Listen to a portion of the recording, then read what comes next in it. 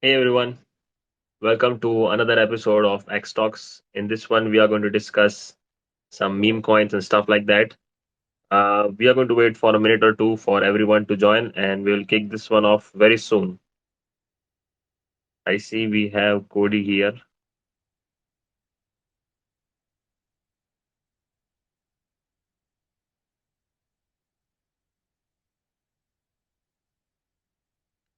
and also, guys, while we wait for everyone, just know that if you have any sort of questions or stuff like that, make sure you use the comment section. I'll go through them one by one towards the end of this episode.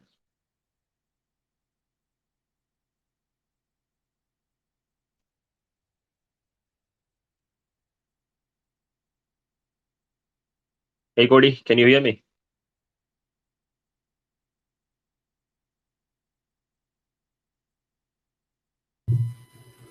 Sure can. Can you hear me? I can, but there's a little bit of disturbance.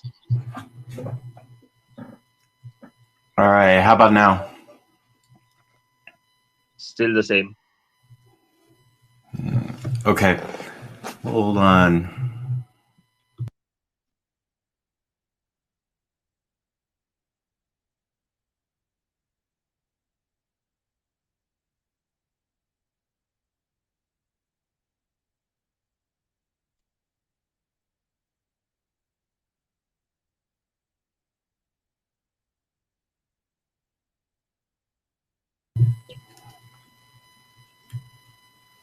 All right. How about now? Can you hear me?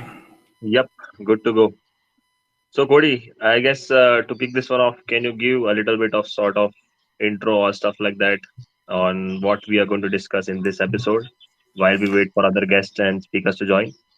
Yeah, for sure. For sure. Welcome, everybody, to episode 33 of X Talks powered by Layer 1X blockchain. Thank you for being here and listening in. My name is Cody. I'm the Chief Experience Officer at Layer 1X, and I will be your host for today's episode. I am joined by Sam, the man, one of our leading community managers at Layer 1X. And we always have some fun together over in our Discord channel. So if you haven't seen one of our little episodes over there, please be sure to check it out. Um, and we also have our resident badass and manager for the X Talk AMA series, Inna, joining us as well from the X Talks handles. So happy to have them both alongside of me today. For our returning listeners, welcome. And back to the AMA series. For our new listeners, XTalks AMA is a free platform we've designed for both new and existing products across all chains. It's a great way for them to share their projects, expertise, and their vision for a united Web3. Plus, as everybody knows, when I'm your host, you're always guaranteed to go down a few rabbit holes when talking to our panelists. So, yeah, today we're going to be talking about memes going cross chain. So it should be a good conversation today. And while we wait for a few more minutes for everybody to come up, be sure to like and each of our panelists that we have up here, as well as be sure to share the link to this episode. Should be a good one, like I mentioned before. Likewise, be sure to mark your calendars for tomorrow's AMA at 9 p.m. AWST. It'll be another good one. We're going to be talking about building user experiences. So, that one's close to my heart as well. So, let's see. Do we have our speakers that are supposed to be here? Yes, we do have one speaker. Juice, would you like to unmute yourself? Give a short intro. Hey, hey, good morning to all my Americans. Good evening to all my Aussies. Appreciate you guys having us up. I'm just waiting for the Moncoin account to also pull up here.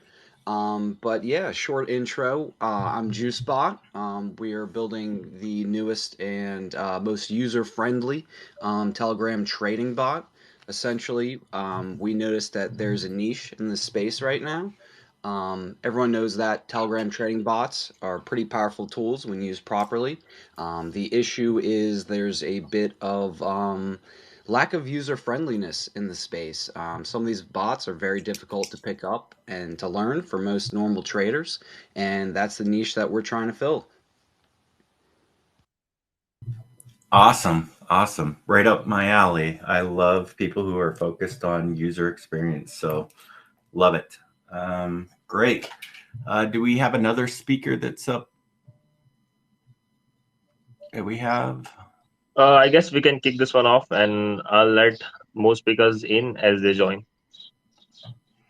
Let's hold on one sec. I'm going to invite somebody else up here as well. Give me one sec.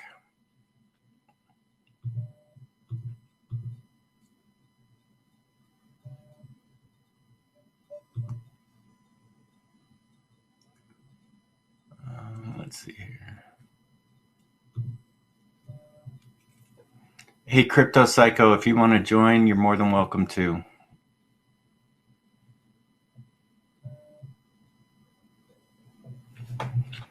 Hey guys, are you able to hear me? Yes, sir. Yep, loud and clear. Go for it. Nice, nice. Yeah, so we were just invited into this. I hope you guys are all having a good night. We were just doing a Spaces for Mosque for the last 3 hours, so I'm still a little bit out of breath just because we were rambling so hard. But yeah, I'm predominantly, I was on ETH chain for a long time. I worked for a utility project there for like 9 months, came up with various products for them, and I used to conduct all of their AMAs and all that. And eventually I had left there, and I became somewhat infatuated with meme coins. More specifically, it seems that the ones that would resonate with me the most were those that were rugged, actually. And it's because the people who were in those typically were literally diamond hands. They were the people who actually had conviction in the projects, and they were willing to hold those bags all the way to dust. And I felt like any single time I went into a community, those were actually the people who were the most willing to grind for their bags and hopefully get that break even that they wanted. And by the time you would reach that point where you're getting close to the break even, the communities would be so insane by the time you would get there, and they had become so entrenched that they would actually they wouldn't sit there and sell out, even though that might have been their initial plan, was to sell once they became break even. And at that point, they'd become a part of something much more special. And so yeah, that's basically what I've been doing for the last year and a bit. The highest one that I've been able to push with the community from an absolute rug and spent $0 marketing it so far was the original Bobo on ETH. We brought it up to $26 million in under 9 days of its launch, and under 4.5 days of it getting rugged. So, and it's not the one that you see that Rek Takashi launched on there. That's one that actually tried killing us by I don't know, man. It seems like David Gockenstein and some other people were too adamant about saying that he was the original creator of Bobo. Y'all can verify whether or not that's true. I'm not going to say that they're liars, but anyways, they did successfully kind of kill our momentum. But yeah, that's what it was meant for. So, but right now we're pushing Mosque, and yeah, that's who I'm representing today. So awesome. Well, thank you for joining. I think we'll have a great discussion. Looks like we have another one that just joined us. Mog, you want to introduce yourself real quick before we get started? Hey, what's going on, everybody? This is Mongcoin. Thank you for having us on your Space Layer 1X. And just shout out to Juice and all the Mongs in the space and everybody else. So, we are a project on the Ethereum blockchain that was started or launched back in April of 2023. We are basically an offshoot of a project that was rugged in 2021, started by a viral meme of a congressman that was on the House floor. It was like a Senate meeting of talking about crypto, and he was basically mocking crypto, anti-crypto congressman, and he was just saying that crypto shouldn't be regarded as a real currency, and he was basically naming these random animal meme coins, and one of them happened to be Mongoose Coin, and that became a viral meme. It was all over Twitter, and somebody actually launched that, um, you know, and there was this whole entire Mongoose Coin community that formed for months, and there was an NFT project that also came from it. Unfortunately, the dev that created the original coin in 2021 wasn't the best guy, but the NFT team stuck around with their community, and they launched a project in April 2023. That's us. And we have 18,000 people, more than 18,000 on-chain holders for this project, and a vibrant community that's still at it, still wants to kind of stick. So we've got this like stick it to the man moniker. Like this congressman basically on in his speech said, that what is Mong coin? Mong coin could displace crypto coin, and then there's hamster coin.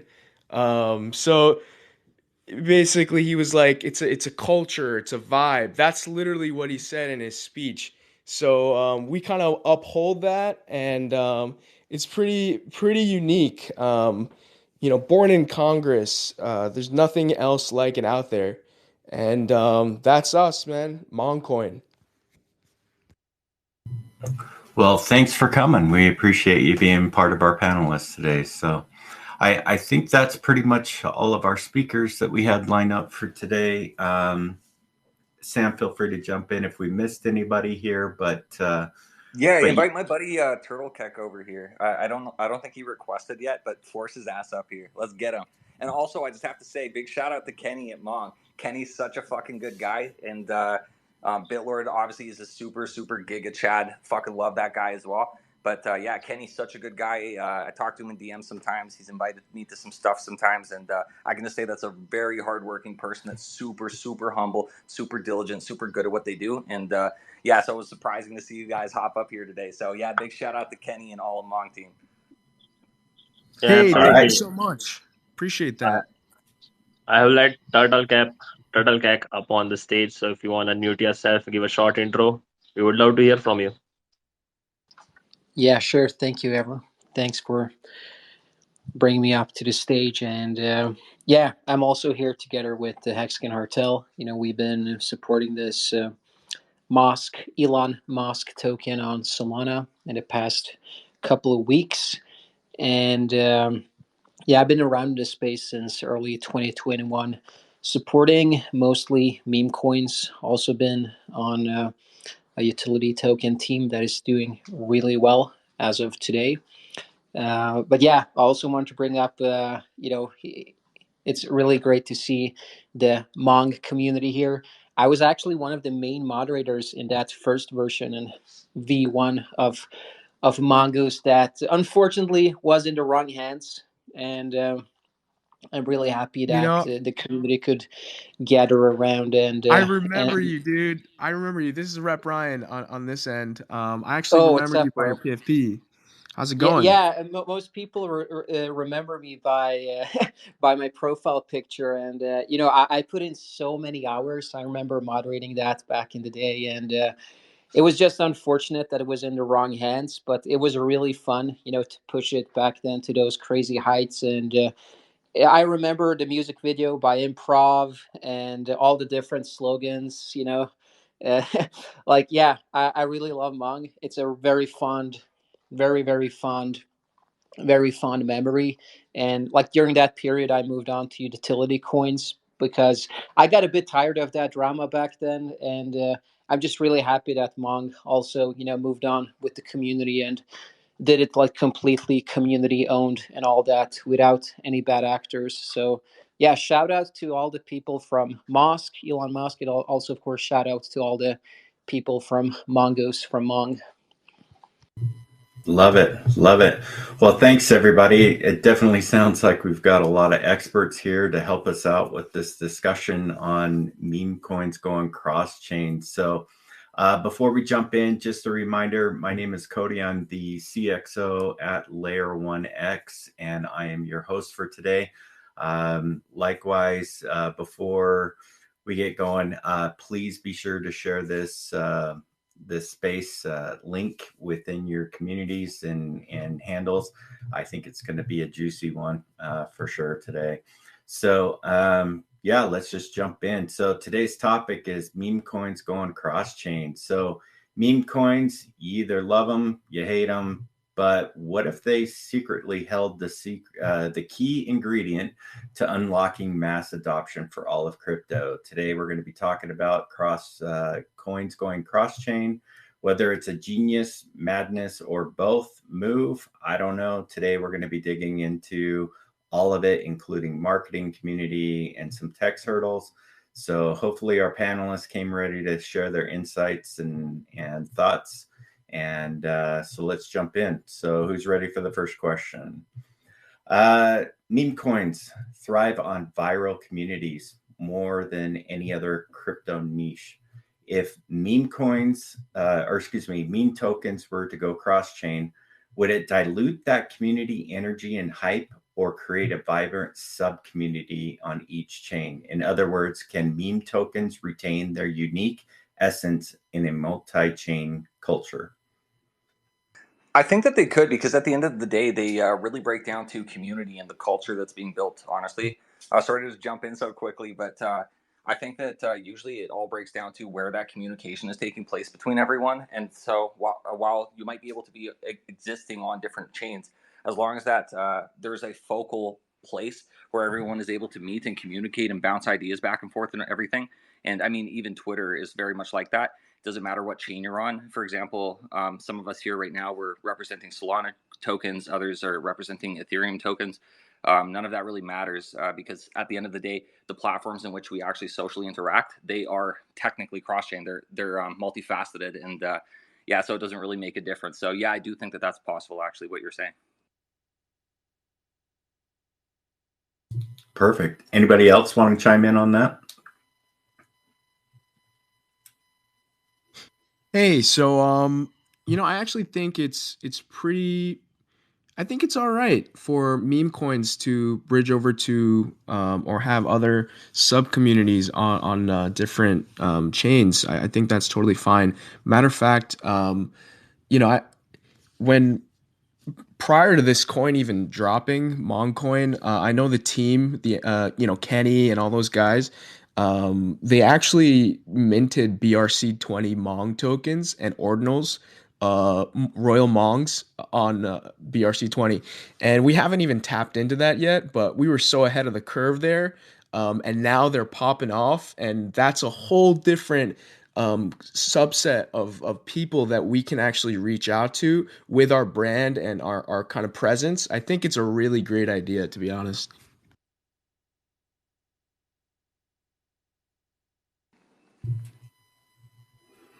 Perfect. Thanks. Looks like we have one other speaker join. Crypto Cycle, you want to introduce yourself really quick?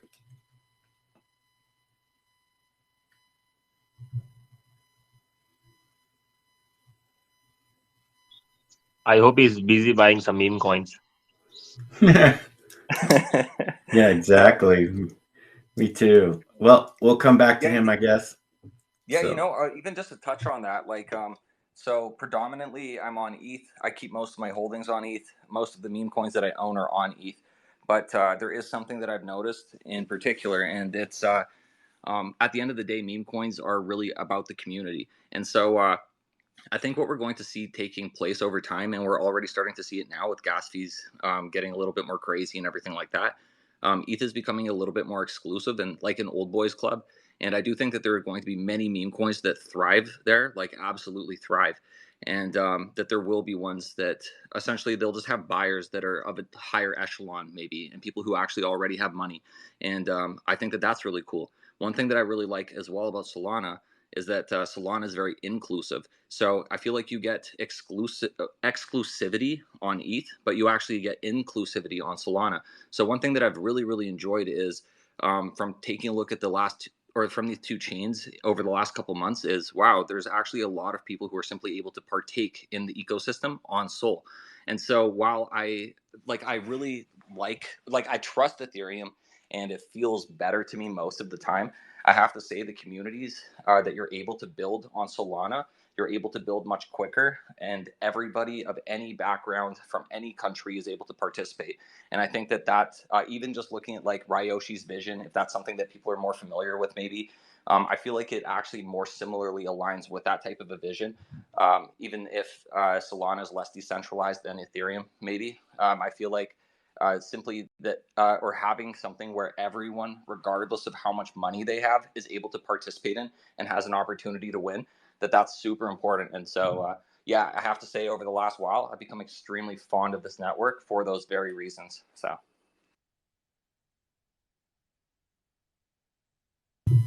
Perfect. Yeah, that's a good insight to look at.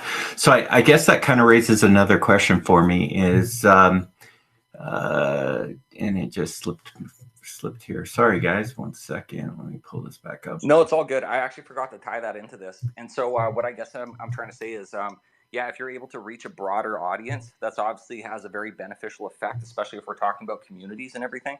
So being able to take something cross-chain, and we only heard about it very briefly from Mark here, aka Crypto Psycho, but essentially he was saying that you guys have a means of essentially having LP stored on your layer one, and where people would be able to purchase it regardless of which chain they are on, including non-EVM. Is that correct?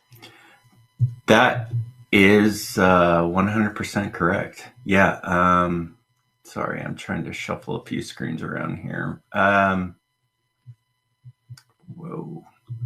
I hate it when you have like a bajillion tabs open and then you decide to jump over to grab something really quick and then you lose your spot. So I apologize. Yes, 100%.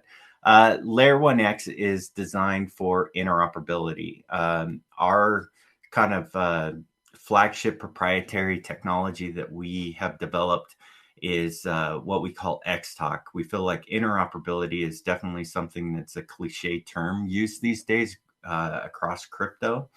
When we hear the term interoperability, we think, okay, bridge, being able to move assets, that kind of thing. But because we've built our own VM and Consensus and Oracle, we are able to connect with non-EVM and EVM chains and not only move assets, but move data and logic. And we do it all through bridgeless technology, right?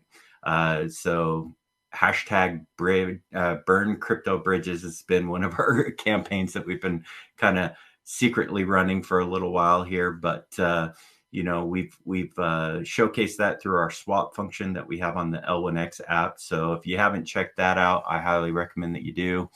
We've got some great comparison videos of us going against Stargate, Squid, places like that, where we're 1/5 of the cost and about 1/15 of the time it takes to do a cross-chain swap. So, and then when it comes to, things like meme coins, we've designed it in such a way that, yes, you basically mint your coin on ours, but you can mint your coin on multiple chains at once as well. We have that capability. So if you wanted to take, we'll just say like a grandma coin and put half of your circulating supply on Ethereum, another one on maybe another quarter of it on Solana, and then another quarter of it on we'll just say BNB for an example. You could do that and manage all of your balances and everything right through Layer 1X. That's kind of the full capability that we definitely have. So yes, good call out on that one. We definitely have that. So happy to answer any questions that you guys have regarding our XTalks capability and helping you guys achieve greater TVL and audiences by doing cross-chain anytime. So back to our questions that we have here real quick is with interoperability being such a kind of the talk of the town happening for 2024 and beyond, do you think it's better that meme coins collaborate with other coins on other chains, or do you feel like you won't be in direct competition with other people by going on to other chains? Does that make sense?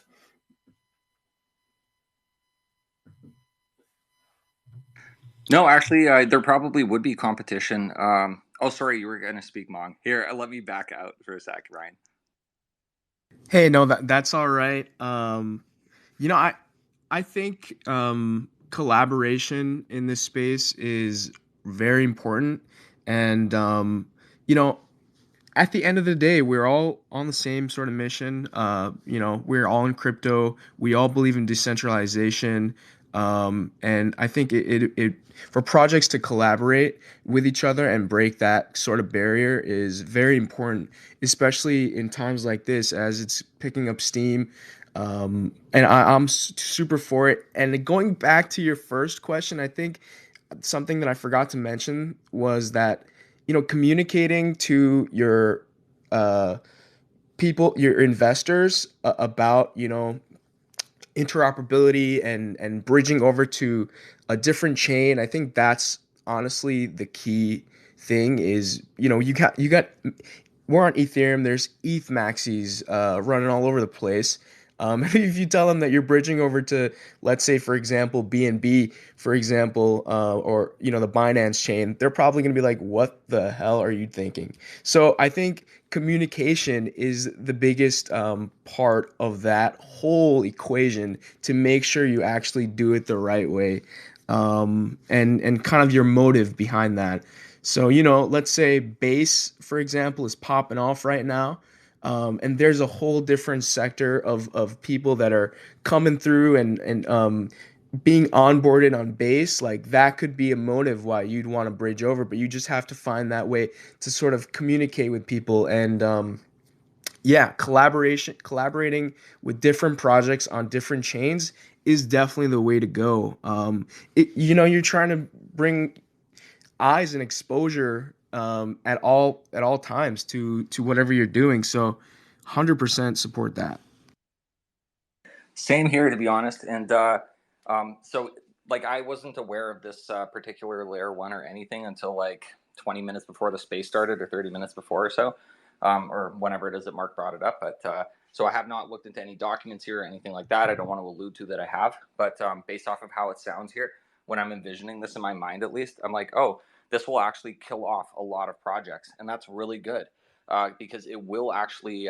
It'll cause people to become concentrated in very specific memes who are the more dominant ones of their niches and or that particular brand or whatever.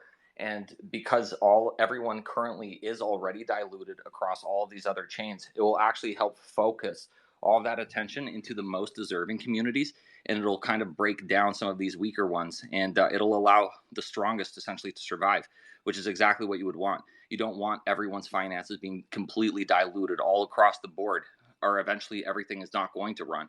It'll only ever hit some mediocre market cap. There will be nothing except frivolous, fleeting experiences, fleeting communities. And even when I look at meme coins, every fucking meme I've ever seen that becomes large, they literally end up breaking out into utility eventually anyway, because it is what is viable.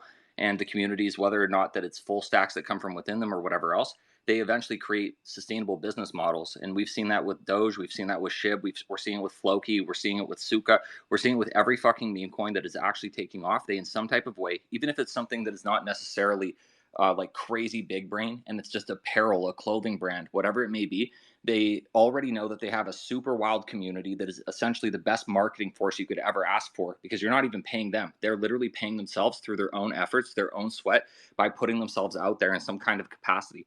Even the people that one might recognize as an influencer now, that person wasn't an influencer. That person happened to be somebody in a community who was pushing before other people had full conviction, and they stuck with it and continued to do so until eventually people recognized them for whatever it is that they input for that community. So yeah, you know what? I think this is actually, like, to be honest, I don't know enough about this yet.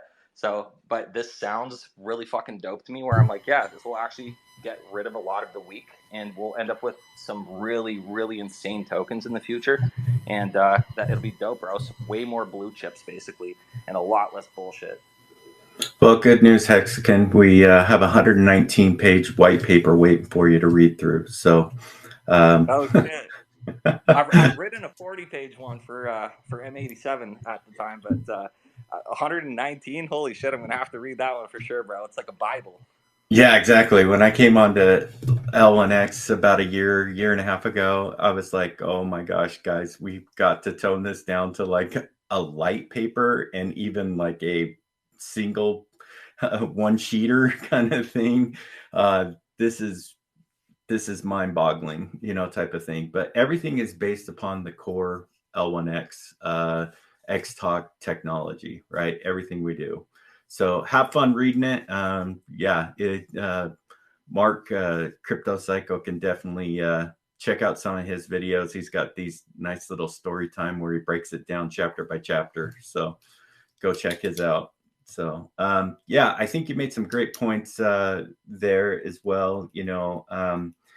Just to make it very clear, like Layer 1X's primary objective, our ethos is that we want to unite blockchains, we want to unite projects, and we want to unite people and create that seamless user experience, that utopia vision of what a Web3 could be, where nobody really is concerned about which chain they're on or where they're interacting. Because of their interoperability, we can pull take like a game, for an example, we can pull in a game that's on Solana or Optimism or wherever it might be hosted, and people are playing, but then we can pull NFTs in to play inside the game from Ethereum and from BNB and Solana and all these different places, so that you can play them all together, all in one place.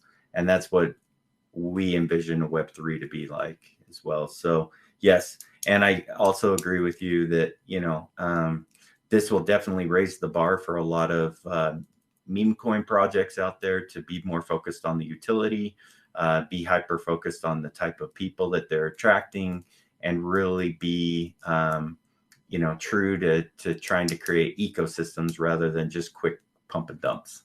Hate to put that out there, but that's where most of them do go and drive a bad name for us. But I think that could definitely raise the bar for a lot of standards and across the board, and make it so that meme coins start changing the inherited kind of label that they've gotten over the years. So anybody else want to add on to that before I go on to the next question? Yeah, I just wanted to bring a few words also. It's all about the synergy, and I totally agree with the idea that you guys have. It totally makes sense, especially now, right ahead of the super cycle, because a lot of average Joes are arriving soon, and uh, a lot of people that join crypto, like their first experience is actually meme coins, because it's very simple to understand, it's fun, it's easy to participate. And we actually just discussed this in a space before here a couple hours ago. Let's say, for example, Pulse Chain. Like, I remember Richard Hart, the founder of Hex and Pulse Chain, it's pretty much like downgrading meme coins and being like, oh, only the coins I make are, everything else is a scam. And I'm like, wow, you made a really big mistake there, because it's like a lot of people, they join meme coin communities when they experience crypto for the first time, and you're pretty much like shunning away a huge amount of potential users on your chain in your ecosystem. So yeah, I just appreciate you guys for actually seeing memes for what they are, because the meme game, I mean, it's completely evolving. Like, memes back in 2021 were so scaled down. They were so simple compared to what meme coins are today. And the same thing goes for like community dynamics and what's expected, and like the quality overall. Like the game is on a completely different level today compared to just like 3 years ago. And you guys are pretty much a part of that, in a sense. Like, you're bringing this to the next level. So I think you guys are definitely onto something. Awesome. Thanks. Yeah. Being a UI UX designer for over 2 decades and getting my start in crypto in 2017, it was really interesting for me coming over and seeing there was a few of you guys when you're doing your intros. I think it was Juicebox that was talking about the design portion of it, right? The user experience.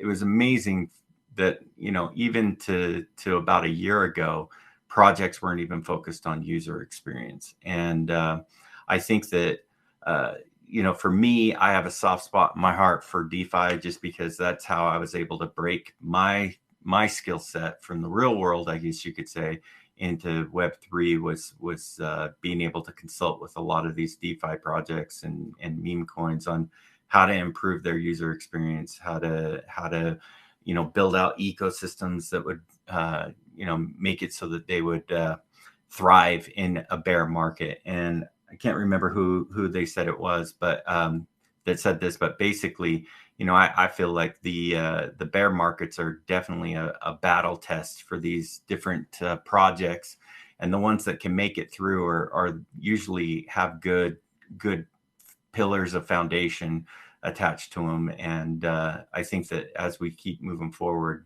we're going to learn things. People are going to try new things, and everybody's going to adapt. And if they don't, they're going to get left behind, or they're going to dry up like everybody else does during a bear market. So kudos to you guys for recognizing that as well. So kind of moving along to the next question. Before I do, just want to pause here for a second. I want to thank everybody that's listening. Again, my name is Cody. I'm the Chief Experience Officer at Layer 1X today, and today's host. And, please, we've got a good discussion going. So please make sure that you share the link to this episode. Likewise, be sure to go through and give each of our panelists a like and a follow on their handles. They've definitely earned it. It's been a great discussion. So kind of jumping into the back half, if you guys have any questions for our panelists, please drop those in the thread comments below. And we'll make sure that Sam gets those up and going for us. And so let's just jump into our next question, shall we? It was kind of brought up a few minutes ago. I think it was Hexagon that started talking about influencers and stuff like that. So if meme coins and influencers go hand in hand, when meme coins go cross-chain, do influencers become more of a gatekeeper to an entire ecosystem? If so, how much responsibility should they have to bear for investors' decisions? Honestly, brother, you know what? We were just discussing this as well, and Nico is Turtle Keck, by the way. He used to always be called Nico Deco. He eventually changed his name to Turtle Keck because he's really fucked with the turtle. But pardon my French, but I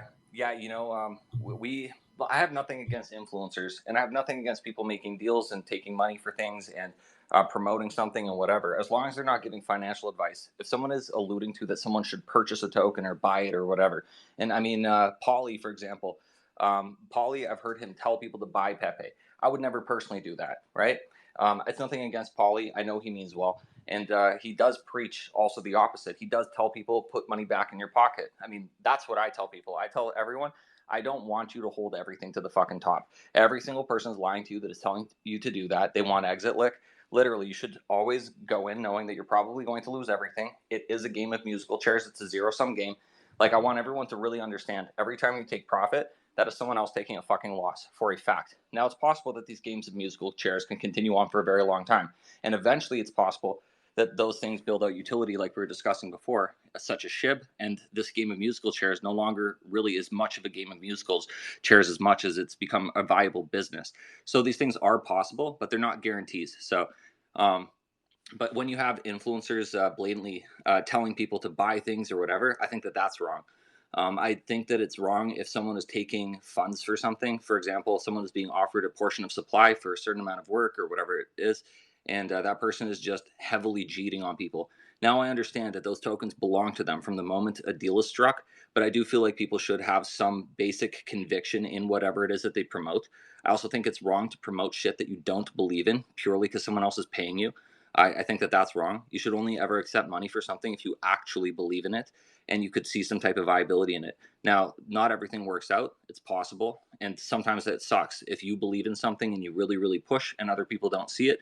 And that's fine. Sometimes it's also just timing in the market. It's all sorts of things, factors that are outside of your own control. But I don't know if there's a way to hold people accountable for it because it really breaks down to people on an individual level. And some people are also very careful about how they promote so as to never actually give financial advice. I've personally never given financial advice to anyone, and I've made sure not to do that because I think it's wrong. I ban people who tell people to buy the token or to hold the line or buy the dip and shit in chats. I either mute them or ban them all the time with impunity, and then I'll DM them and tell them why, and then I'll unban them. But if they continue, I will do it, because that person is actually, they're creating bearish sentiment. You don't need to tell someone to hold something that they're already holding. You're actually making them wonder why it is that you're suggesting that they should hold it, right? And then same thing with like buy the token. If something is so desirable, then why the fuck do you need to tell someone to buy it? Show it to them. Explain what it is that you like about it, and if they choose to buy it, that's their choice. But don't influence that choice enough so where that person is basically unable to actually think logically anymore, right? So, anyways, back to the influencer question that you asked, because I go off on tangents constantly. Maybe there's something that supports my main point. I'm not sure, or I'll get lost here. We'll find out. Yeah, I think that influencers in particular, all of us are influential. The only thing that person is really doing is directing a lot of people's attention to a particular thing. And actually, I literally use that to my advantage all of the time. When I say, for example, I watch Jake again make a post, I post on his comment. I do try to get top comment, but I'm not actually going for that. I know that brings some visibility, some amount of it, but really I go into that comment section and I take a look at who it is that is commenting effectively for their communities. And then I find a way to relate whatever it is that I want to show to that person, because I actually want that person in the community that I'm in, because I can see that is someone who works very fucking hard for their bags in whatever community they're in. So I'll try to find something that relates to that token, introduce or say some type of a complimentary thing to that person about their token, and then redirect that attention back into what I want them to see. Because the moment that person sees something benevolent coming from my end in regards to their comment, and then on top of that, we're even rating those, so they see a whole bunch of other interaction on it. They're suddenly like, hey, this person actually took the time to respond to me from a different community, which rarely happens because people don't do that. And that they're a lot more likely to notice that. The influencer still gets that notification. It's still popping up in their feed, but also that person's a lot more likely to come in. So I would say don't just rely on influencers, everybody. Like, go and seek out the types of people that you actually want in your community. It's way better to have quality over quantity. The quantity will come all on its own. Like, and if you sit there focusing on the price, the fucking price is going to go down. You're not going to sit there doing anything that you need to. You're going to fill your fucking blood with cortisol. Your amygdala is going to kick in. It's going to steal all the oxygen from the frontal part of your brain, and you're going to make illogical mistakes. Like, you're going to make emotional decisions financially, whether that's you FOMOing into something or selling something for no reason. And sometimes you just need to take a breath, take 2 steps back, look at everything objectively, and always play safe, right? Don't be too greedy. Put shit back in your pocket when you can. When you take losses on certain things and you come up enough on another, scrape a little heavier on that one maybe. Suffice for those losses you took somewhere else, so that you're not telling your wife, hey babe, we're about to go move out onto the streets with the rest of the fucking invasion in the US. I'm just kidding. But sorry guys. But yeah, like, you know what I mean? So anyways. Bam. Did anybody else hear the mic drop? I think I just did. That was awesome. That was so Thanks, cool. Does anybody want to follow that one up? I'll give it a little crack. So in regards to influencers in this space, I kind of feel like it's almost like a necessary evil for a lot of projects. Of course, it is dangerous when, influencers get large amounts of tokens and you don't know whether they're going to hold actually, or if they're just using it for money type deal. So above all, it's always important to do your own research and only get involved with projects that you believe in their ethos, you like the project, you like the meme, you like the team behind it. Above all, what matters is that you like it. But unfortunately, in this space, it's fueled by kind of attention. Projects that are getting attention, making news, big deal, things like that. We just saw Slurf. Wasn't necessarily the best attention in the world, but it got a lot of attention, and a lot of people piled in because they liked the joke behind it. They were like, oh fuck, excuse my language, but And so when you have like taglines, things like that, influencers hopping on board, talking about it, the more talk, the better, the more attention your project's going to get. But I think it should be just left to that, the attention aspect. If someone's telling you to buy something, obviously, you don't know where their intentions lie, you don't know what their motives are. So you always want to make sure you do your own research and make sure that you actually like it. But I do feel like they are necessary in this space for just for lack of a better term, just getting the word out there and getting people aware that this exists and something's happening. And it kind of fuels its own cycle, kind of fueling, the influencer gets more attention, the project gets more attention, and, price goes up when more people hop in. But being the project that I am, so Juice, we were launched by the Mon Coin team. We're not a meme coin, we're a utility project. We want to see competition in this space. We want to see more projects popping up. We want to see people trading and kind of speak also on the last point that was brought up about the cross chain. JuiceBot is being built with cross chain capabilities. So I think competition in the space is an absolute necessity. Because if you think about it, where would Apple be without the competition in its space? There would be no need to innovate. There would be no need to create new things. And so that's kind of where we came into the mix, is that, there was a niche that we felt needed to be filled. And so the combination of the Moncoin team and the Kudo team came together and built JuiceBot.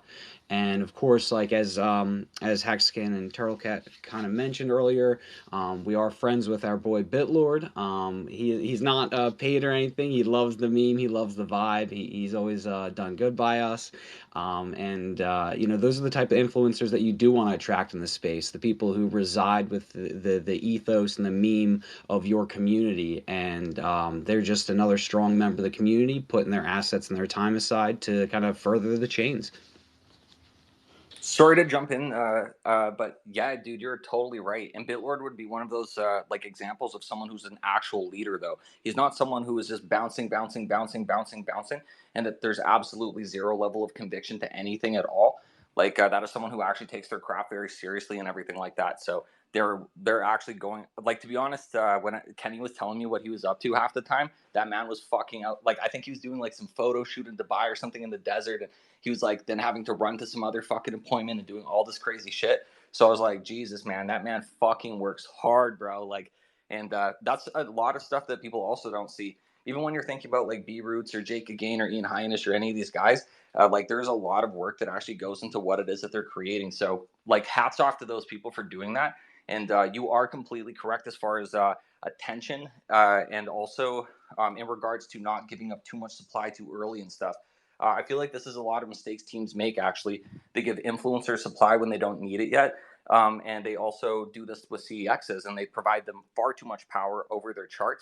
And if they had held out a little longer, maybe grinded it out a little harder and worked their way towards echelons where those tokens were actually much more highly valuable and they were able to be used more sparingly, there's never enough price impact that those people can basically dent into your chart, because you've actually allowed your shit to mature properly before going and embarking on those endeavors. So I totally agree with you, bro. Totally, 100%. No, all great points. All great points. One thing that I definitely want to follow up on is I think it was you, Hexagon, that basically said, do your own research, right? 100% agree with that. Whenever you get into a DeFi project or any project in Web3, do your own research.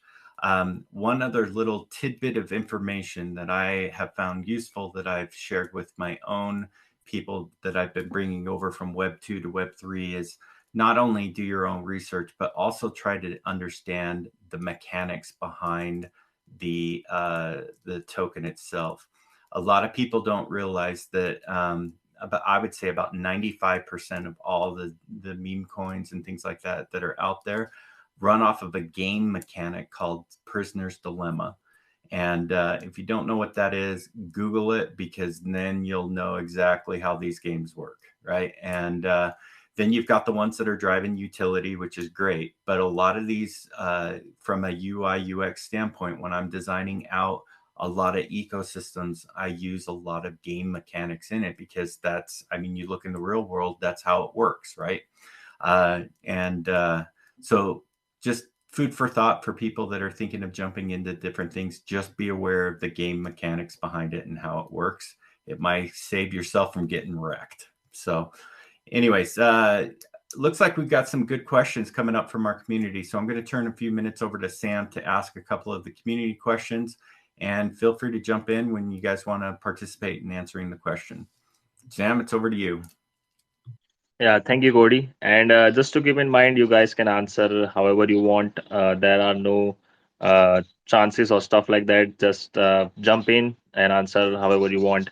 The first question is sort of, I think, very simple and a short one, but the answer to this is going to be a big one. So, what makes a meme coin successful? Community. Without community, you have nothing. Easy. Absolutely. Well, that was a big one. Yeah, to be honest, that's just straight up the answer, dude. Without a community, it's nothing. And it's also like I love it when I'm in a community. I can tell if there's certain ingredients there. It doesn't always work out because for whatever reason, I mean, you can't control every single person's actions or anything like that, and you can't convince them to actually work for their bags. But working for someone's bags isn't always what they imagine it to be. It's like if you like making artwork and someone's saying, "Hey, let's raid." It's like you don't have to raid. Go and create artwork then. And maybe you suck at it, but you just enjoy it. Or maybe you feel like getting good at it. Embarrass yourself in the communities that you're in. It really doesn't matter. I'm someone who suffered with anxiety my entire fucking life. I was super quiet, introverted. I would sit at home gaming. I've never had a life where I wasn't able to live leisurely however the fuck I chose. And so because I was able to spend like my time doing whatever the fuck I wanted, I just chilled the fuck at home. Most of the time I would drink a lot and whatever and party. But like other than that, it would always be with like close groups, right? When I even came into the space and started like vocalizing any of my opinions, it was purely because I would see things that I thought, hey, this should operate differently, and I felt like, fuck, is no one noticing this?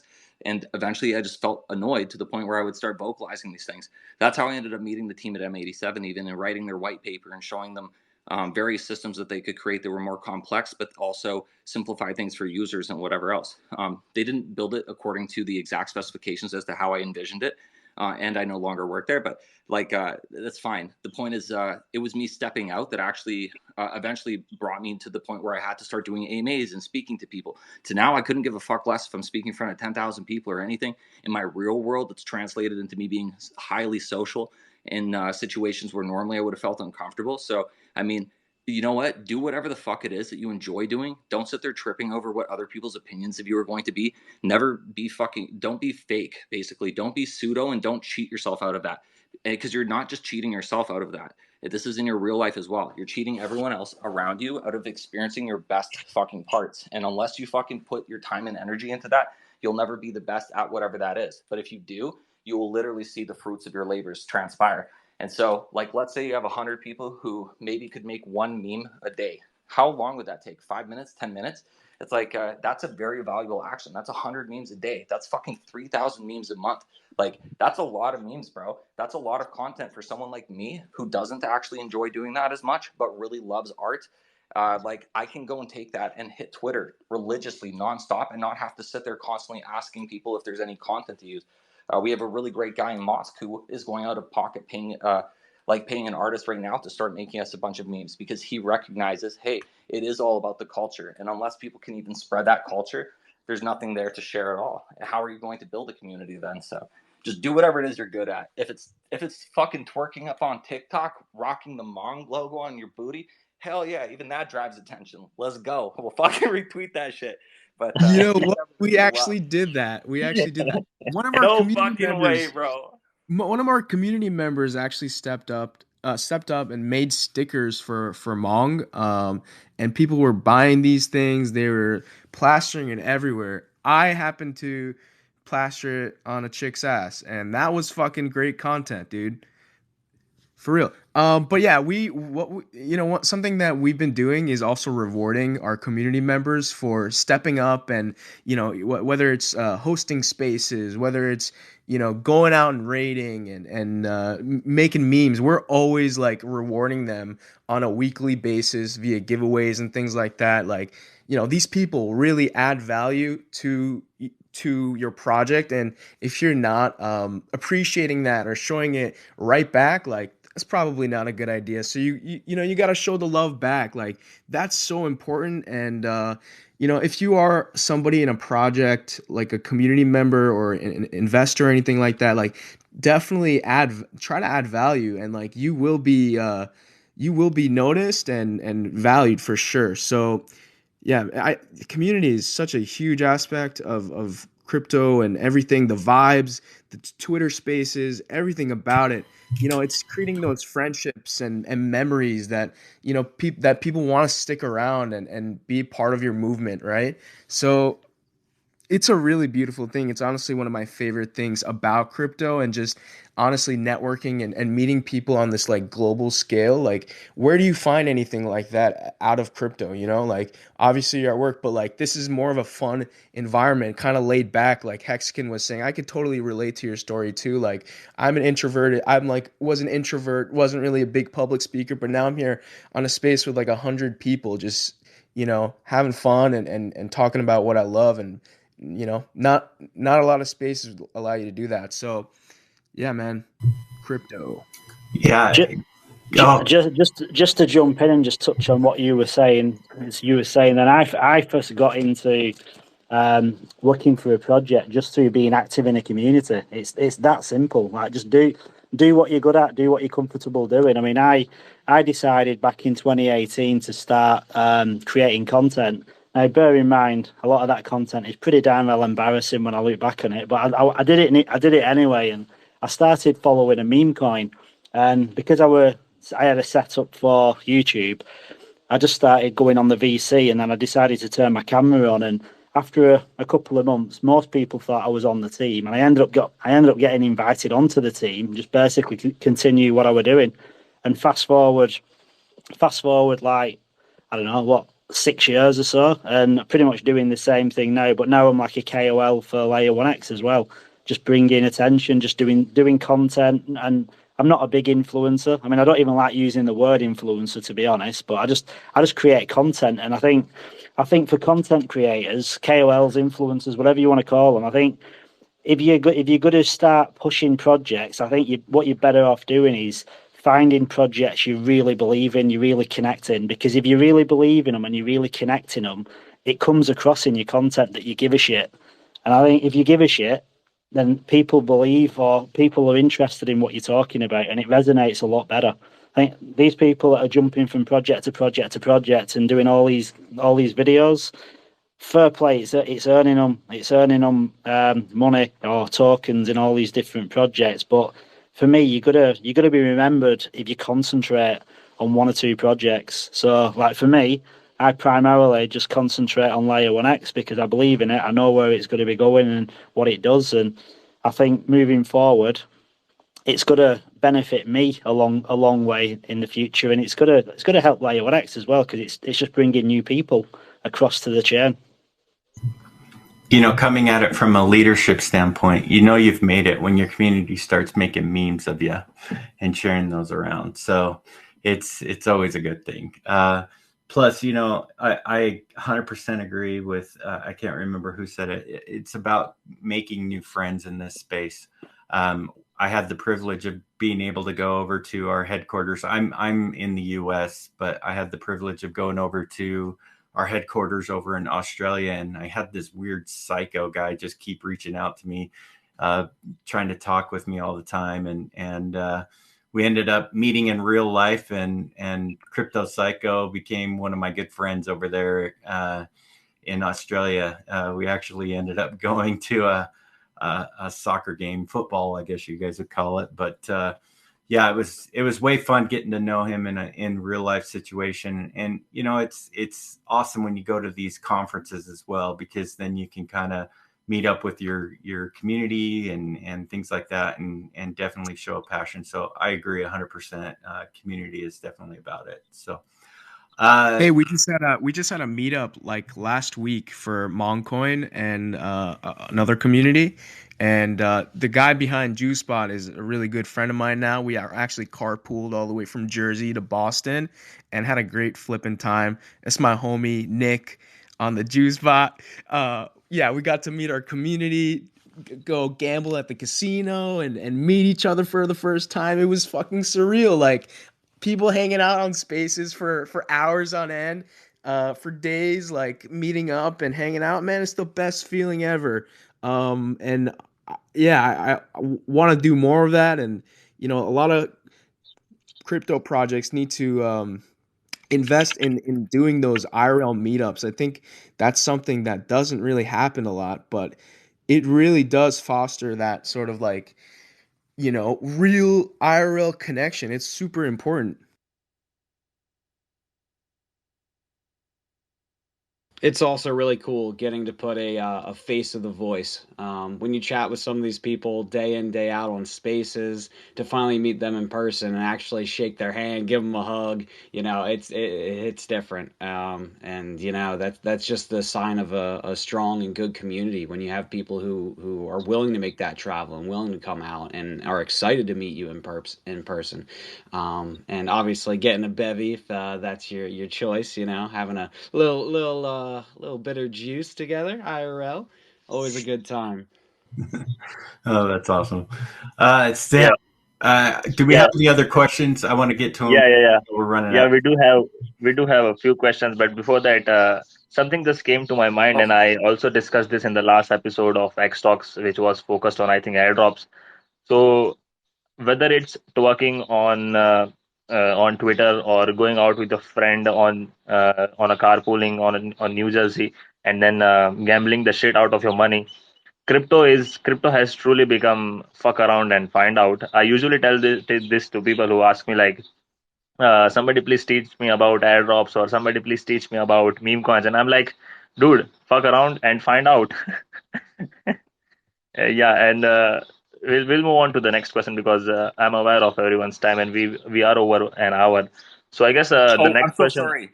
I'm so sorry. I noticed Turtlecock had his hand up for a while, but then he didn't Oh, speak. Oh, by the way, Nico, I DM'd you. I just said, bro, no one's been doing the hand thing because I tried eliminating that because I was like, everyone here is so respectful. It's not like it really is a big deal. So, like, hey, yeah, Turtle, what were you gonna say, quick, just before he jumps?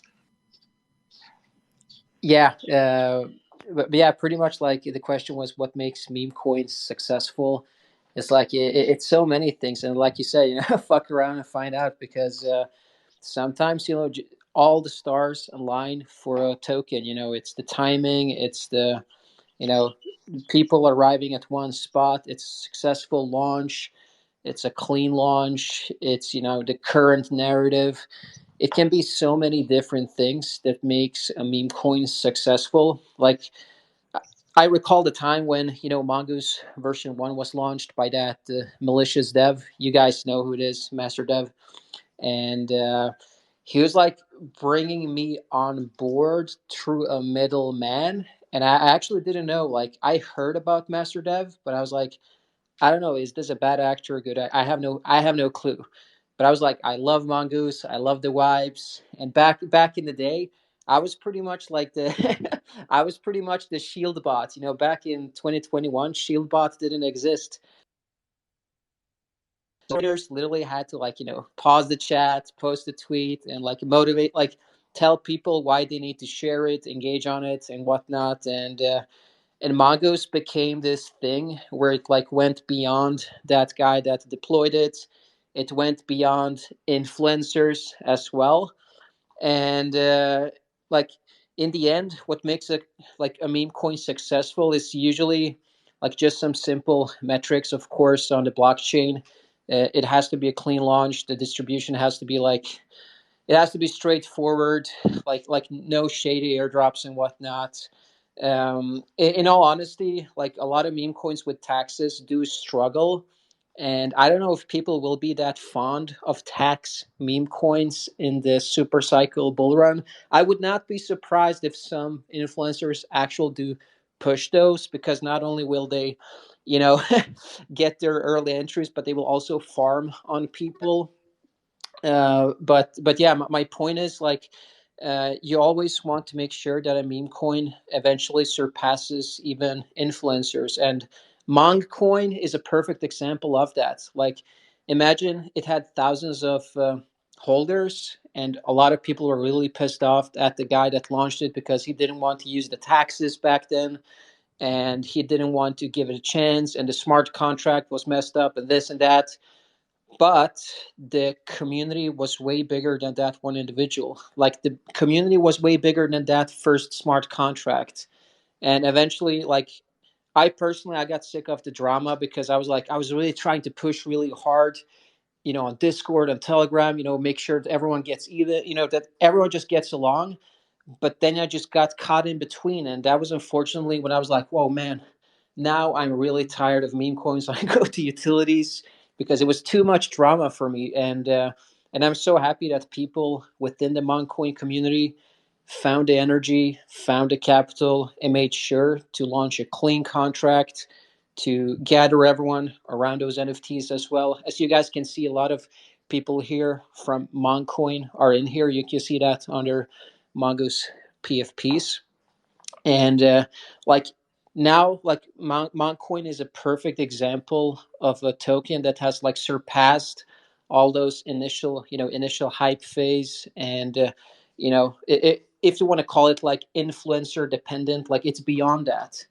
And that is like the state every coin wants to reach. Like that is when like, okay, we're actually successful now. It is decentralized. We don't depend on a few actors. Like now, I think I checked last time, there are like over 18,000 holders on a Mon coin on a ERC. So like that's what you want to reach. And like we're at Elon Musk at the small token on Solana, we're only like 300 holders or something.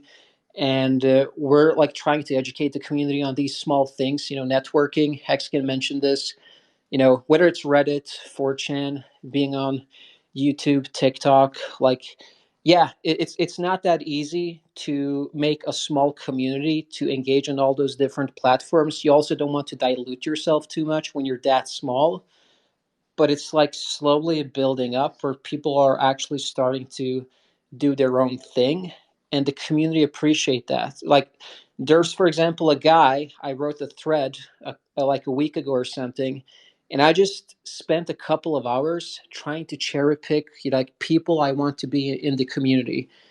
And one of the people that I tagged just so happened to be very interested. He came in, he got some portion of the supply, and now, ever since, he's been just producing memes. Like from his own pocket, he's paying some artist that is creating memes for the community, and that's his contribution. Like that's his way to show, like, oh, I'm part of this. I want to make sure that this evolves. And then we have other people that are just contributing. And let's say 4chan, we have some people that are really like they're just hardcore on 4chan, and I love that. And like pretty much what makes it successful is that people don't give up, people gather around one thing, people share the same values. And eventually, there's no guarantees in crypto, but you simply need a very solid foundation of people that have really high conviction.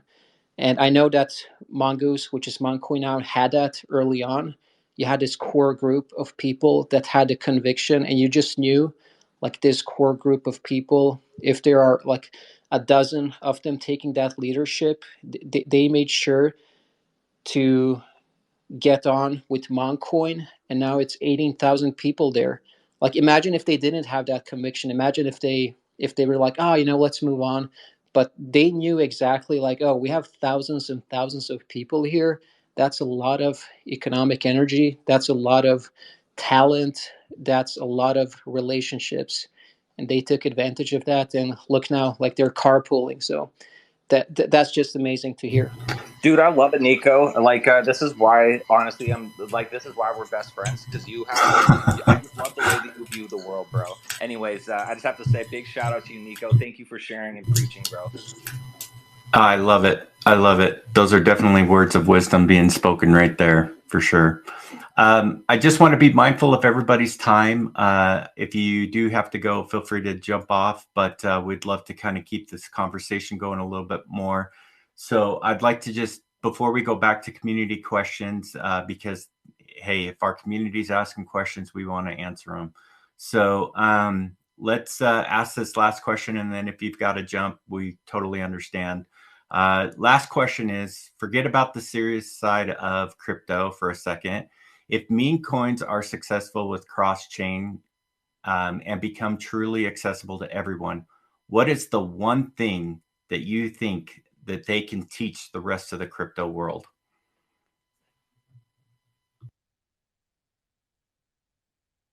Honestly, like I don't know if it's like the one thing that they can teach them, but I think that there's two roads to Rome, and like everyone always acts as though utility is like the holy grail or whatever. But it's like, yeah, you know what? You can take different approaches to it. Either you have to have a really, really big back pocket, and you have to be willing to expend a fuck ton of money marketing that shit, or you're going to have to tax the living fuck out of every single person who's investing and automatically rendering that their bag size is reduced by some amount of whatever they've paid for. And then you're being expected to use that, hopefully, to market that product. And it can be very difficult. And the types of communities you get in those circumstances are usually more reliant on the teams, less reliant on themselves, because that's what they feel like they paid for. And so, in a meme coin, for example, which I think it still eventually will lead there if everything is successful, it will still lead to that utopia of utility at some point in the future, some type of a use case or something that makes it viable or is able to bring back dividends to their communities in some type of capacity. I think that route for me, when I look at it, I think it's actually a lot more logical because once again, you're literally onboarding the most insane marketing force you could ever do, who is happy when you suddenly have gravy for them when there was none before and they weren't expecting it. It was actually typically they're decentralized. Typically they were abandoned or rugged by somebody. And it was kind of like what Nico was saying. It was so much more beyond the dev. And so since there is no reliance on one particular figure or anything like that, people actually do rely on themselves and it kind of does unite people. So yeah, and I guess that brings it back to what you guys were trying to promote here anyways, unity. So yeah, I think that meme coins do bring unity, and that's more powerful than anything you could ever pay for. So, or marketing wise, but yeah.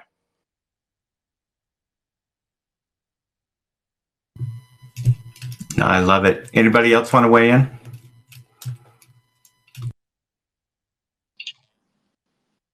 Yeah, they kind of go off. Yeah, it's pretty much. Oh yeah, go ahead, Juice. Oh, I was just gonna say, just going off of what he said, the biggest thing that can be taken away from meme coins is kind of empowering the people. When you get a group of, a couple hundred to a couple thousand people who all have a like-minded goal in mind of, let's say for a large example, you have Dogecoin, right? People saying, oh, Dogecoin can't be worth this, Dogecoin can't be worth that. It just fuels those people, everyone who holds Dogecoin, to be like, you know what? Let's stick it to. Let's say screw you guys. Let's show them what Dogecoin can do. And everyone kind of comes out of the woodworks and they show off their talents, whether it be through music, through art, through memes, through spaces. And when everyone kind of comes together with that common goal and brings their own talents to the table, the world is their toilet. It's, you can do anything with the right group of people, with the right amount of conviction, and that's just the power that goes to meme coins. I mean, a lot of these big tokens, people already have large supply, but when you come into meme coins, you can come into a space where you can get yourself a sizable position and really make a name for yourself and make something happen in this space. Being someone who was there through Mongoose Coin V1 into this new Moncoin, I was just a regular community member. I liked making memes. I went up and I used to troll the guy behind the Moncoin account. I used to troll him on Spaces, just give him a hard time sometimes. And then here I am now, a year and a half, almost 2 years later. I'm a part of the team, and I'm helping out with making art and doing community collaborations and all sorts of things. And it just goes to show that with enough conviction and with the right people in your corner, the right support, and the conviction, you can make anything happen.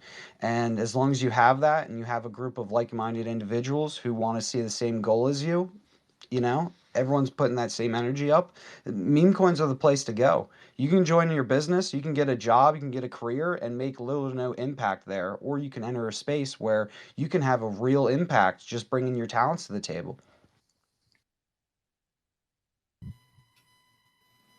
For sure. Based, Yeah, based, bro. You're so fucking based. Let's go. Thank you, brother. Thank you.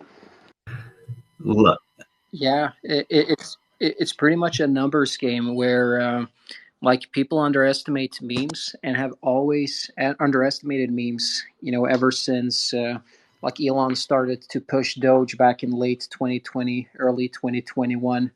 And people still, I think some people still miss out on what Elon has been preaching for the last few years. He has this saying, and he's saying that one of his friends told him this, that the most entertaining outcome is the most likely.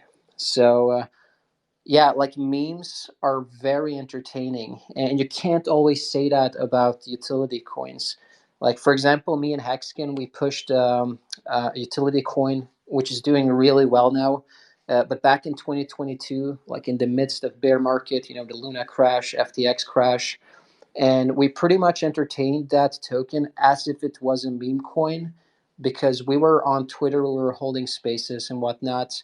And that is pretty much what actually brought traction. And this is where meme coins are extremely powerful, where they tend to attract people that want to work for their bags, people that are proud of what they're holding, and people that are not ashamed to share what they're holding. And you can't always say that about the utility coin audience. Like my experience for the past few years has always been that the utility audience is a bit more restrictive with sharing. They're more sitting in the background. Maybe even so, they don't even have a Twitter, an X account, or they're not on social platforms in the same way as people with that hold meme coins are.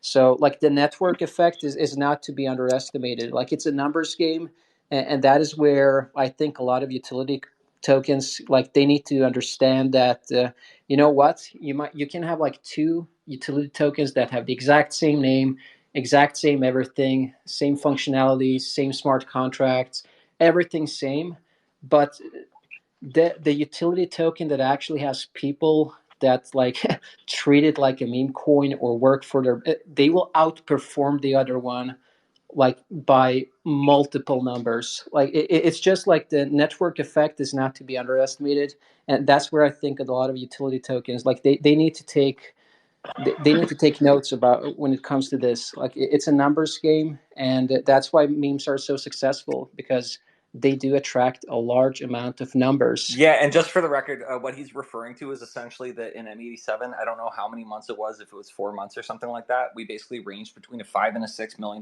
market cap purely because we were going out every single day fucking raiding. This token also had taxes on it, and it had zero working utility. So somehow it was able to range between about 5 and 6 mil for months and months on end, purely because we were getting so much exposure to it that people were coming in and they were filling that void.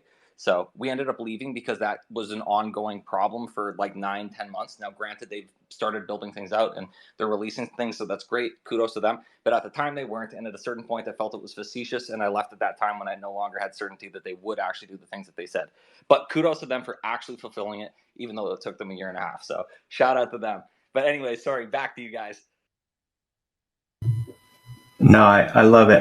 I think one thing that I love that Turtle was saying is that, along with Elon's, the quote you said about Elon, for me, I've always had the understanding that once people understand that they're a shareholder in the Web3 space, that totally changes everything. It changes their frame of mind, the way that they think about things, that how they move forward.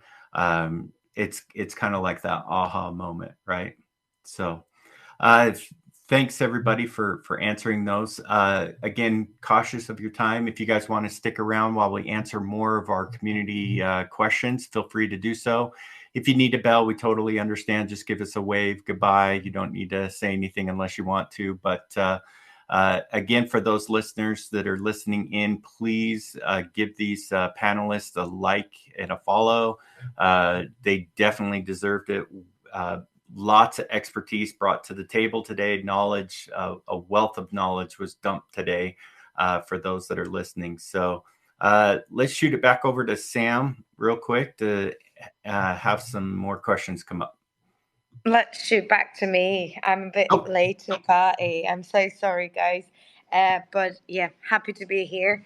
Hi, and personal thank you from me for joining for this conversation. This is amazing. It's been a great laugh and absolutely amazing listen, you know. So, okay, a few community questions are here. Some of them are very specific, some of them are quite general. But to add from me personal, my personal perspective, as I said to the boys in the beginning of this space, right, is I'm not very familiar with meme coins. I don't know if I can have any valuable input, but what I've learned during this hour, I would say, is that actually meme coins is one of the, like, it's a part of crypto, and it became irremovable part of crypto, you know. It lives in it and it makes the space better. It definitely helps this space to develop and yeah, go forward.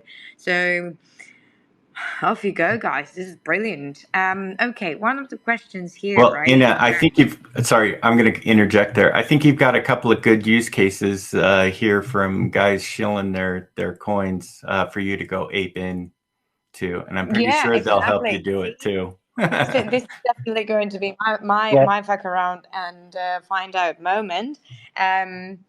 So yeah, I'm gonna go head first.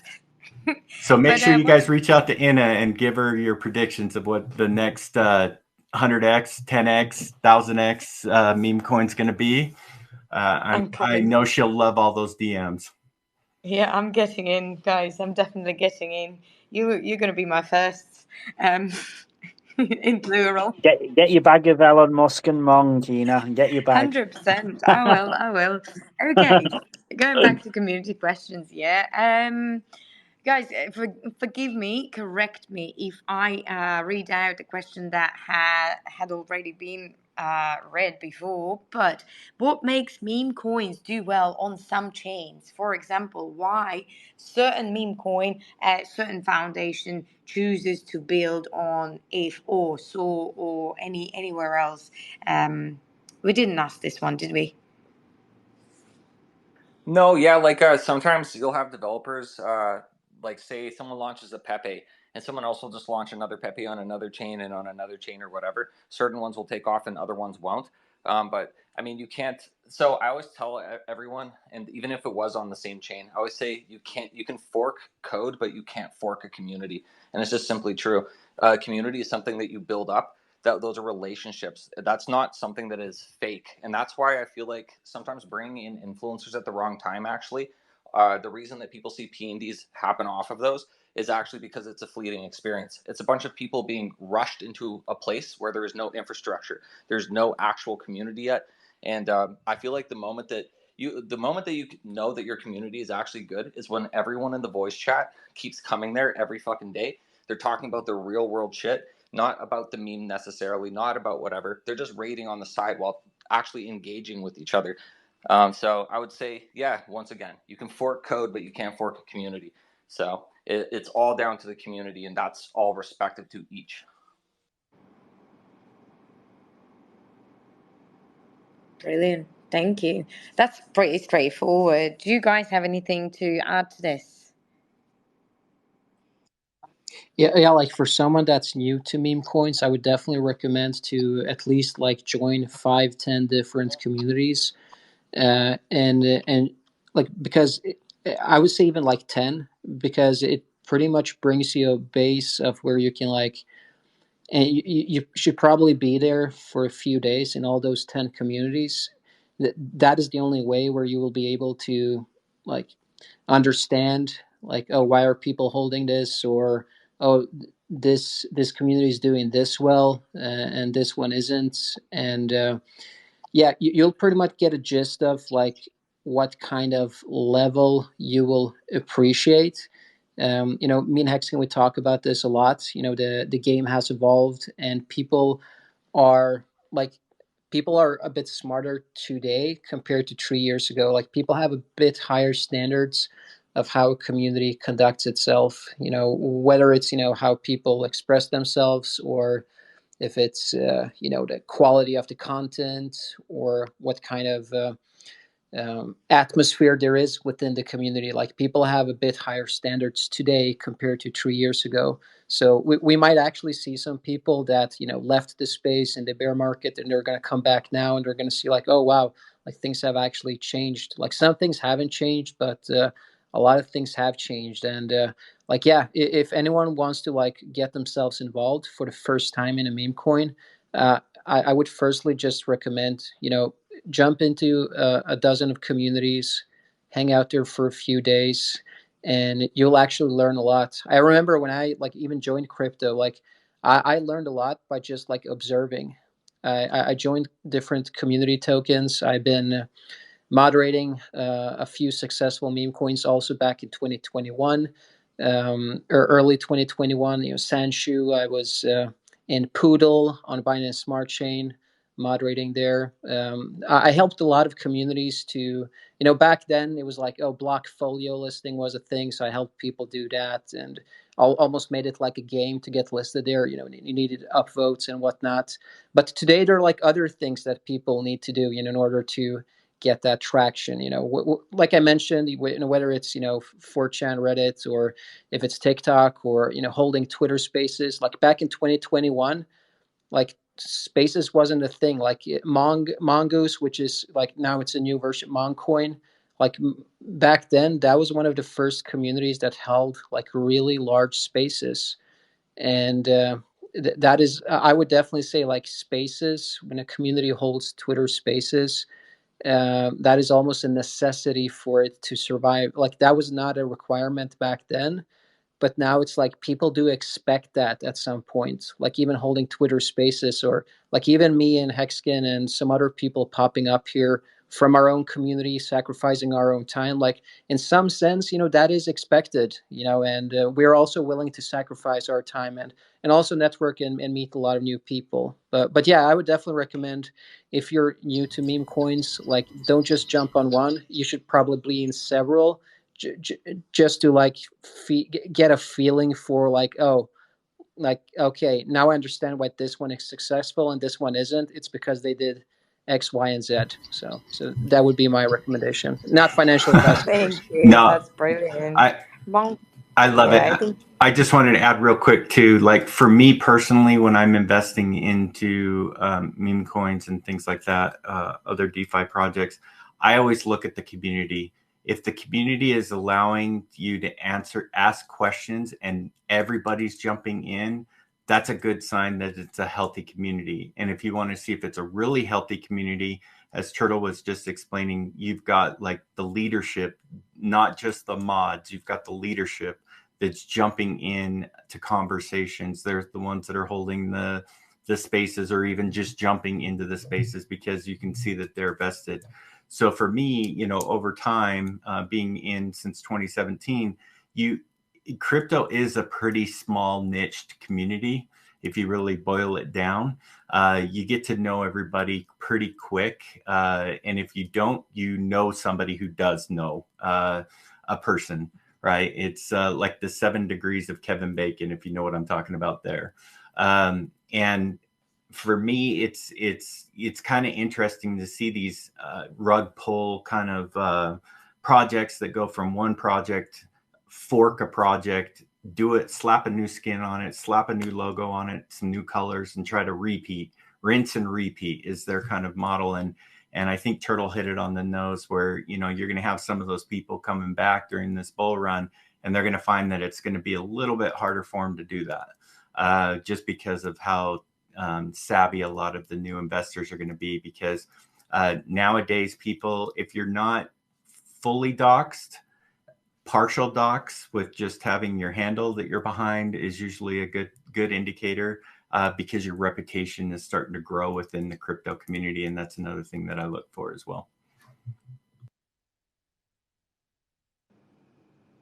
Monk had their hand up for like 15 minutes. Go ahead. No, all good.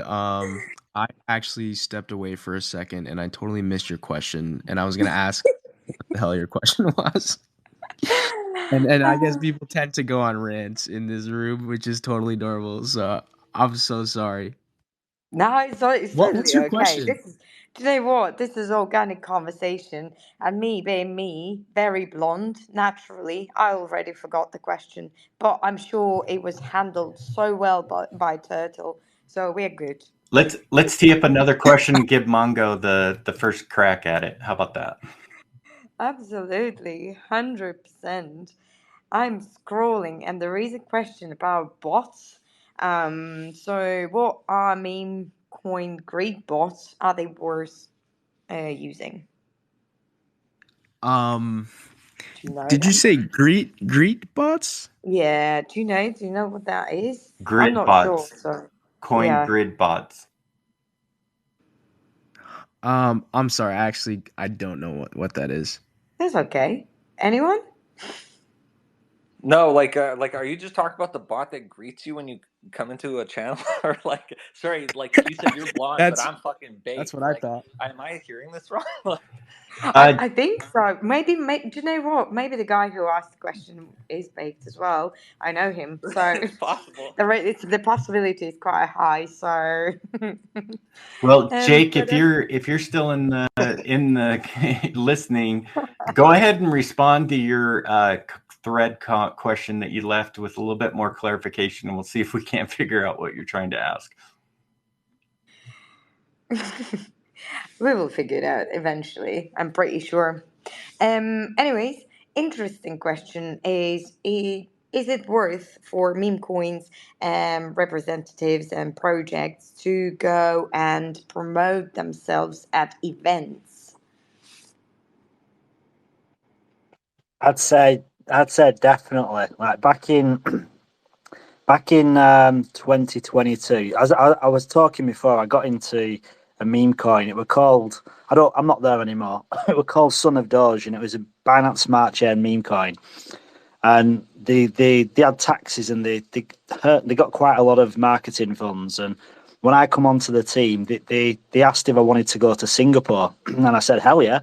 So we paid for me to go to Token 2049 in Singapore. They got a booth. They got a mascot, a full life size mascot made, what like you have at Disney World, of the mascot of the meme coin. And I actually worn it. The kid worn it, but I worn it, walked around in it, and let me tell you, right, it was insane. The amount of people come. We was the only only meme coin at Token 2049 in Singapore, and we had a booth right opposite one of the stages, and the interest we got was absolutely insane. It was non-stop for 2 days, and people are just fascinated. And meme coins have got this natural gravitation to pull people in, and it doesn't matter what walk of life they're in, if they're corporate, if they're DeFi, everyone's a DJ. Everyone loves a good meme, and they don't always admit it, but like we got so much interest, we got so many buys. So yeah, getting out there, getting exposure is key. And if you've got some kind of if you've got some kind of like animal, like a Pepe or a dog or whatever it is, spend. I think it cost the team about $18,000. Get yourself a mascot, because that thing will be on fire if you go to events. Seriously, and if you've got something like one of these meme coins that's popping, yeah, I'd do every single event and just get to them, because the level of interest that comes in is. I mean, if anyone's been to events, it's like it's like the bull run on steroids, because you get this energy, this frequency. What is at these events? Everyone's on this dopamine level, which is insane. So everyone's on cloud nine anyway. So you stick a meme coin in there and stick a mascot in there. Yeah, it'll go down well. Yeah, totally agree with that, man. And the content that is really the biggest thing is like, you're presenting yourself outside of, crypto Twitter and taking photos, and that mascot idea is absolutely brilliant. Like imagine a mongoose costume. Dude, it works. I was walking around with it. I've got photos, and I was walking around with a mascot.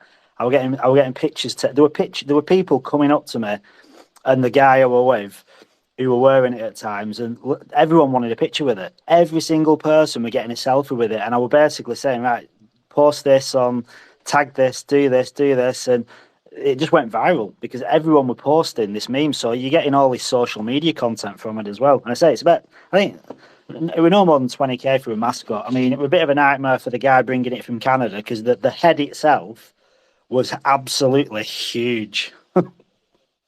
But yeah, it was good. Oh man, I'm scrolling through Google right now, Google Images of these mongoose costumes. I don't know who would want to wear this.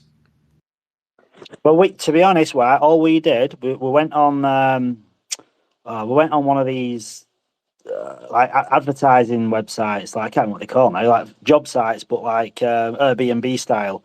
And we just said, listen, we want someone that's going to wear this costume in Singapore for 2 days, and we'll put so much on. I think it was like Tasker, and we just put the rate on what we wanted to pay, and we got this young kid in, and the guy loved it. He got it. He was this guy that were probably, I think he was still at uni, he was about 18, and he came in and he got free access into Token 2049, which I think it's probably the biggest crypto event in the world, or one of, and he was just absolutely loving it. And I think we paid him about $200 for 2 days, so you don't need to worry too much. You'll get someone to put it on. Okay, hey guys, I just want to say the Spaces is about to get rugged. I just saw it said that the host had connection issues, so we probably have about 2 minutes or less until it rugs. So, are there any questions that we can quickly answer as quick as possible? Actually, I was about to wrap up right about now. The last question, which is like a sequence of similar questions, was basically if L1X will be having their own meme coin. And I was about to ask, do you know what? Does anyone want to create it for us? Does anyone want to, take the lead? Who on this panelist are going to be the first ones to create the first ever meme coin on L1X? Not me, bro. I'm a community member. Brilliant. But anyways, yeah, we're just going to wrap up this one because we are conscious of time. So 30 seconds to say goodbye. Guys, take the mic. Hey guys, thank you so much for hosting this space and having us on, and the immense love that everybody showed on this panel. Really appreciate it. Thanks for all the great questions. Hexakin, we got Crypto Psycho, Turtle Keck, Crypto